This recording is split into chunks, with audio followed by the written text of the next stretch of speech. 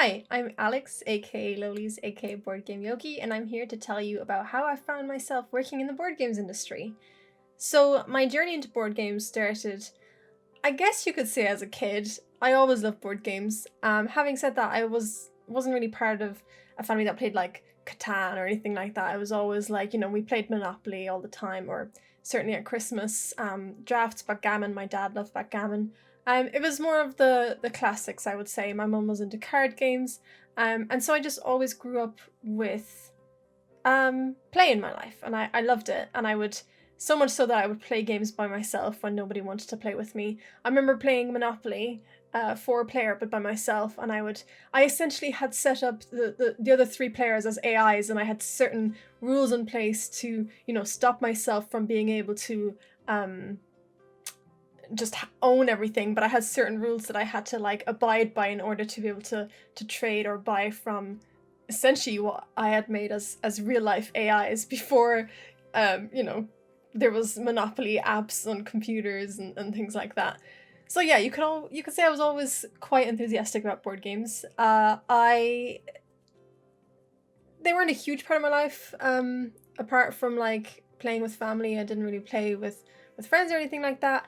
And it wasn't until after university when I moved back kind of home to Cork City that a friend of mine, my best friend actually, was super into board games. And I don't know how long he was in the hobby, but certainly I think a couple of years. And he was obsessed with wanting to play them. Like I remember him showing me Love Letter, but it was the factory edition, and it was a bit, I don't know, I didn't like it. We decided to organize a board game night, and he would come over to my flat and we'd play board games, and 2 more friends were supposed to come as well, but they ended up not. I can't remember why, but essentially they just weren't there. And he brought over Small World and Munchkin, and we decided we needed a 3rd player. So I had a housemate at the time, and we bribed her with pizza.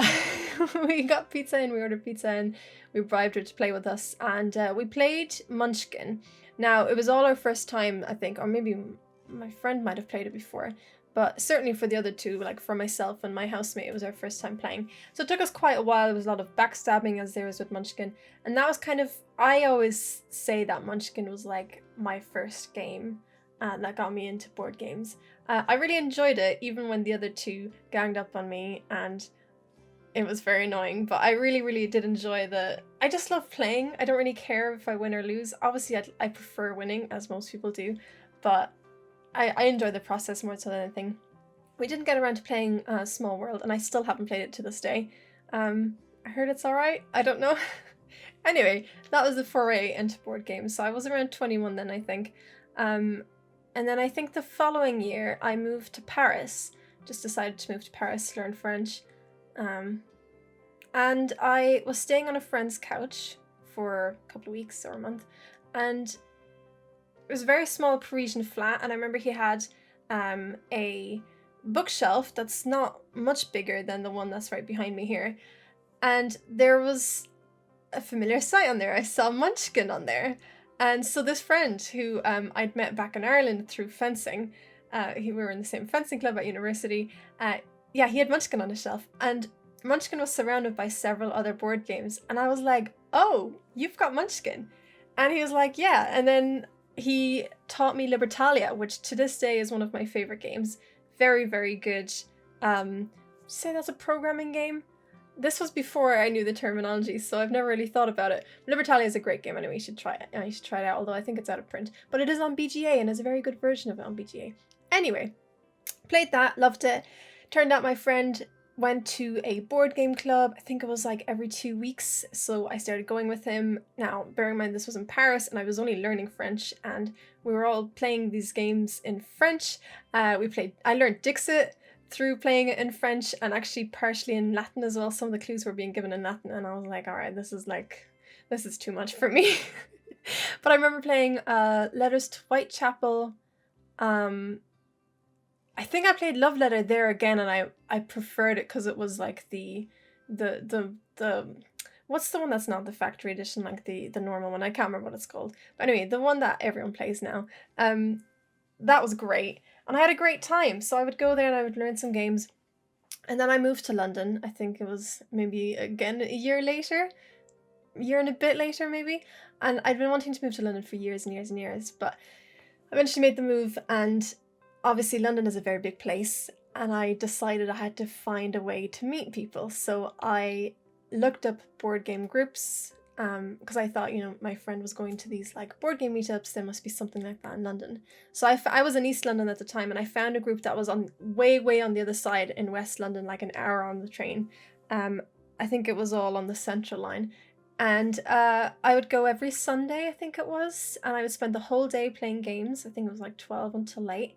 I would play Robo Rally. Oh, what else did I play? Oh, I learned Cosmic Encounters there. It was really fun. I remember finding it quite odd because at the time, how old was I? I must have been 25. I think I was 24 or 25. And all the other people there were like these middle-aged like men, and I did feel a bit like the odd one out, but I had a lot of fun. And it was, at the end of the day, if you're playing a board game, it doesn't really matter who you're playing with, as long as they're not like dicks, essentially. You're gonna have a good time. So I did that for a while, and eventually, I got to know people in my own neck of the woods, and I started going to Drafts the Board Game Cafe, which is in Shoreditch, and I was actually, or near Shoreditch, and I was living in Shoreditch, so that was really handy for me. So I'd bring people there, and I would teach them the games that I'd learned previously, and obviously there was games gurus, so they would teach us some games. And that kind of kept me busy for a while, and then I decided to leave London. I had a really bad time. I was there for about 9 months. A lot of people will tell you the first year in London is the hardest. It was certainly for me. I was there for 9 months and decided to leave, and I just ran away to Greece. And I spent, I think it was 2 or 3 months in Greece. I was supposed to spend 3 months in Greece, but I spent only 2 months. But because I thought I was going to stay 3 months, I had booked a flight to visit my brother for the 3 months. So thinking I was going to be there a month longer. It was essentially going to coincide, I think, with my birthday, which would have been in August around that time. I ended up coming back in July, or like the beginning of August. And I was like, well, I could go home to Ireland, or I can stay in London for the month and work, because at the time I was a tour guide in London, and it was like kind of freelance work, so I knew I'd be able to make some money and just do that for a while, and I could stay on friends' sofas. So I did that for a month, and while I was there, I don't know why, I had no intention of staying in London. I was only going to stay there for a month, and then I was thinking about maybe going up to Manchester, or I don't know, maybe going up north somewhere. Anyway, I applied. Despite all that, I applied for jobs in London. The only job I can remember applying for, and it's only because I ended up getting it, is I applied to be a games guru at Drafts, which is when you work at a cafe essentially, and you're there to teach people game rules and like suggest games to them, kind of educate them on games they might like based on other games that they like, essentially like a librarian, but with board games, I would say. So I applied, and I ended up getting a phone call. I think it was the day I came back from America visiting my brother. I got a phone call, and it was like 2 p.m. I remember waking up to this phone call and being so groggy because I was like very jet lagged. I got this phone call, and I was like, yeah, essentially they invited me for an interview. And I remember being like, oh, they must think I'm like so lazy. It was like 2 p.m. and I'd clearly just woken up. So yeah, I went back to London, and I went for the job interview, and the job interview essentially entailed me teaching them a board game and just having a little chat. So I remember teaching Carcassonne the Castle. Not even at that point, I hadn't even played original Carcassonne. I'd only played this. I think it's a 2-player version called Carcassonne the Castle, which is similar, but you've got a like an outline, and you have to build within that outline. It's quite interesting. I've never played it since, but I remember liking it at the time. That's why I taught it. So I got the job anyway. Long story short, I think it was partially because I was a woman, because everyone else was like a white dude. That tends to be the industry, or it certainly was at that time. Thankfully, things are changing very slowly, but they are. So anyway, that's why I got the job, and I was there, I think, for less than a year. And I loved my job. I was a games guru. I was running around. I was suggesting games. I was teaching games. I was learning more and more games. I think the most games that I learned was in my time there. And I had made friends there that, I would play games with all the time because they were just as enthusiastic about board games as I was. And it was really just like such a nice feeling to be surrounded by those people. And I made friends for life there.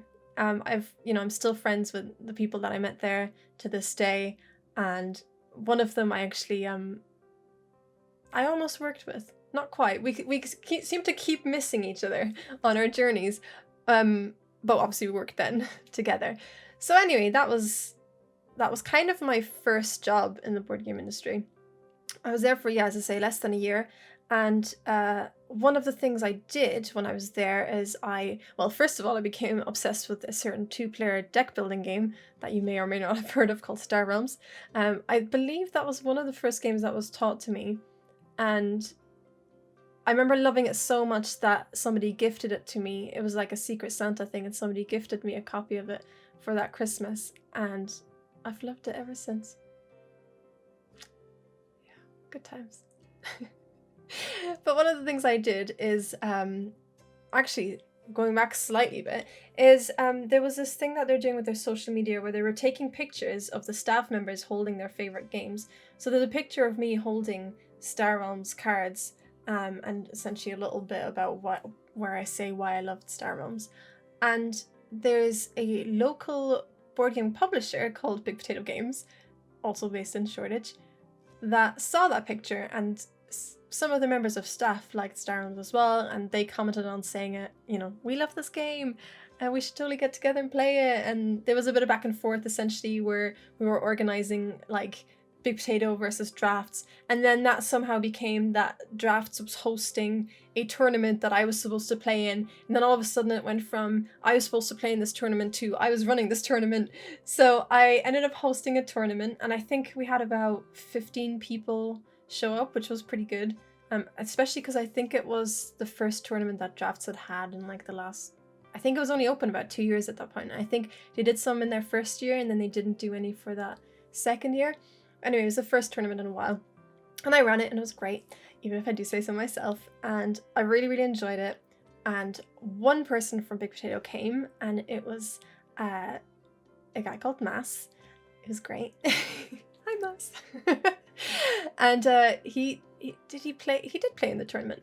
Anyway, we got chatting, and I mentioned at the point that I was looking to leave Drafts, and actually I think he might have mentioned that there was potentially some job openings coming to Big Potato, and I said keep me posted. Either way, we stayed in touch, and a few months later Big Potato were looking for an events manager, freelance, so I applied, went to the interview, got the job, so that was good. So I was a freelance events manager for Big Potato for a few months, then I became full-time, and I was with Big Potato altogether for I think about 3.5 years. I think 1.5 years was events and 2 years in sales. I moved over to sales after 1.5 years because events is hard work. If you've ever worked in events, it is hard work. The hours are hard, just the work is hard. Literally was breaking my back some of the times, like setting up these stands, building things, getting up at God knows what hour to get to a stand in central London so I could make sure it was ready by the time it opened up. It was great. It was really, really great, but it was hard long term. So yeah, after 1.5 years, I decided to move to the sales team, which was still traveling and going to events and stuff, but it was a bit more manageable, I think. And I loved my time there. But then a certain job role became available, and at my time at Big Potato, I'd spent quite a lot of time, because I was like in events and then in sales, I was very good at talking about the games, and obviously I'd spent some time being a games guru, so I was very good at explaining games in a fairly concise manner, and yeah, just talking about the games and explaining them and playing them, and I had a broad knowledge of games. So essentially whenever there was like an opportunity for somebody to have to talk in front of the camera about Big Potato games, I often tended to be that person at events, and also because I happened to be at most events through being events manager and then being in sales, I happened to be at most of them. So I was on camera quite a lot, and I I enjoyed that. I mean, I studied performing arts at university, so it was like, I'd practically trained for this. So yeah, a job became available at Dicebreaker, which was a YouTube channel that just launched. I think it was just launching at the time, and I heard about they were looking for somebody, and I messaged them, or they messaged me. Either way, we got in contact, and I went for the interview, and I got the job. But having said that, I think landing me that job, there was a couple of things that helped me. Mostly the fact that throughout the years, now you gotta remember the board game industry is a fairly small industry. Most people know each other. Again, it's growing, but it's fairly tight-knit. I think it reminded me a little bit of the fencing world because it was fairly small, so everyone kind of knew each other to some extent, even if it's just from seeing each other or having a link, that with somebody who knows that person, and it's all very like everyone's around each other all the time. So yeah, part of the reason I got the job, I think, is because I had a couple of people vouch for me who knew the guys at Dicebreaker or were at Gamer Network at the time, or whatever the case may be.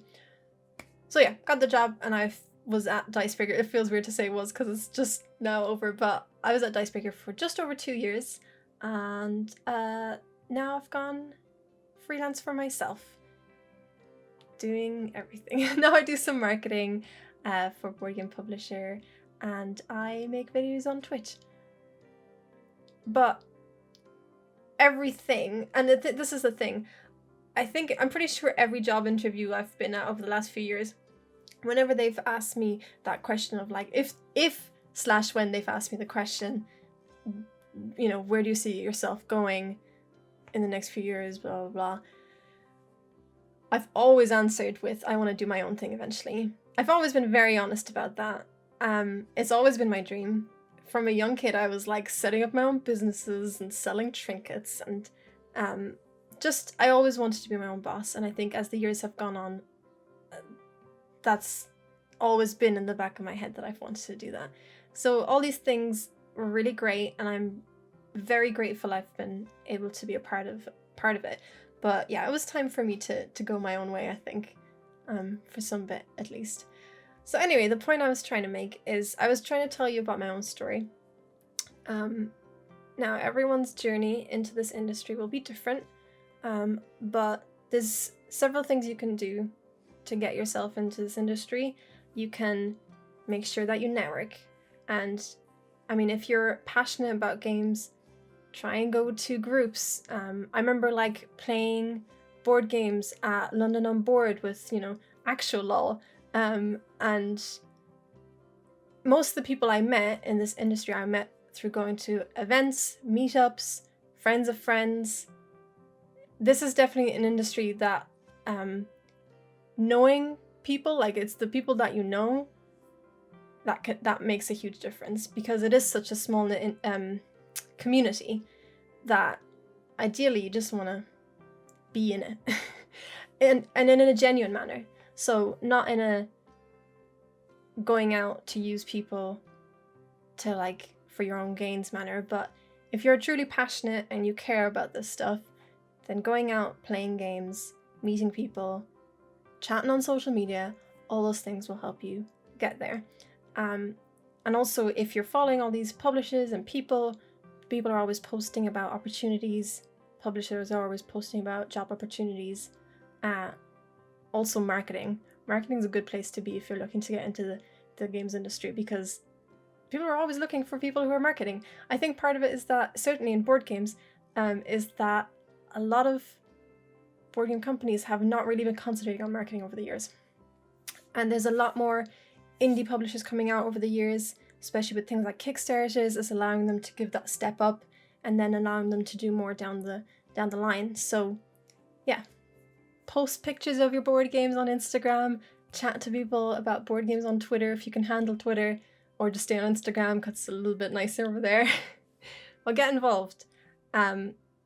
And also, you could pop into my Discord if you wanted, because I do post game jobs in there now. I post video games and board game jobs, and I'm telling you, most of them are in marketing. Get into marketing. just get involved in that. I think that's the best way to get in, you know, put yourself out there. You don't have to be the most outgoing person in the world to be in this industry. It really depends on what you want to do. If you want to be a designer, or you want to work in marketing, or you want to be on camera, or whatever the case may be. Either way, talk to people, play with people, get to know them. Anyway, that's my video. I hope that was helpful. And gave you a little bit of insight in how I found myself in this position. Thank you very much for watching. I'm gonna leave it here. Enjoy your weekends. Bye. What is this? Bye.